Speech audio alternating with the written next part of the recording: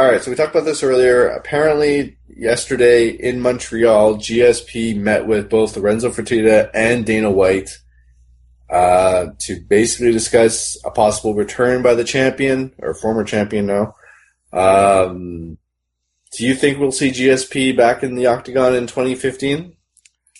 I guess that depends on whether he can find satisfaction in their current level of drug testing, because ostensibly his reason for leaving was that they were not doing adequate enough testing for the people he was competing with, and he thought that it was turning the sport into a joke. Now, He also burned out, though. well, that's why I say ostensibly, because he'll say it's because too many fighters are on drugs, but yeah, he had just been a grueling war with Johnny Hendricks. He retained in a fight that some of us, may have thought he shouldn't have retained in. It was very close.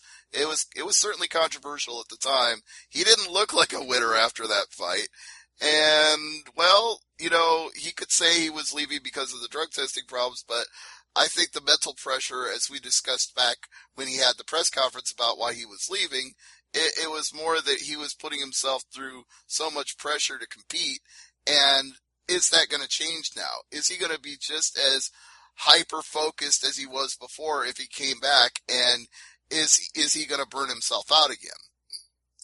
Now, the funny way how this story broke is that when a reporter just was at a hotel, looked out his window, admiring the street, people watching basically, just, whatever. You look out the window, see all the traffic or whatever.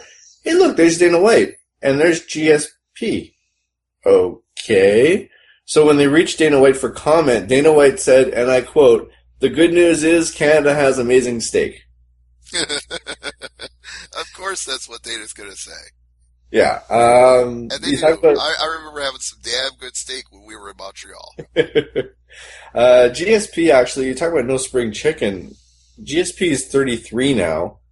He hasn't fought in, we'll say, over a year, because last fight was in November last year.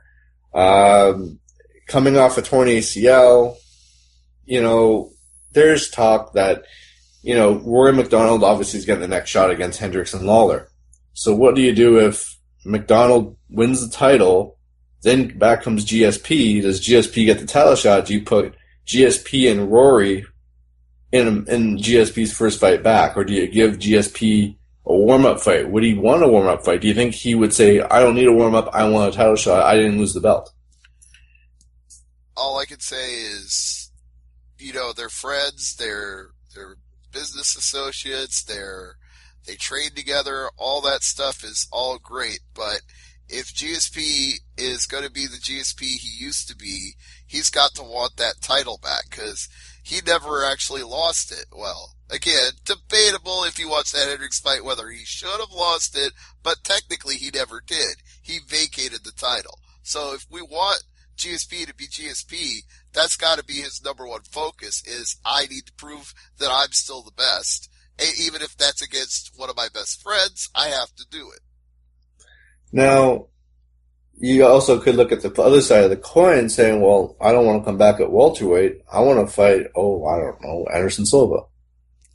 I've said this so many times about GSP that I can only split this hair against so many ways.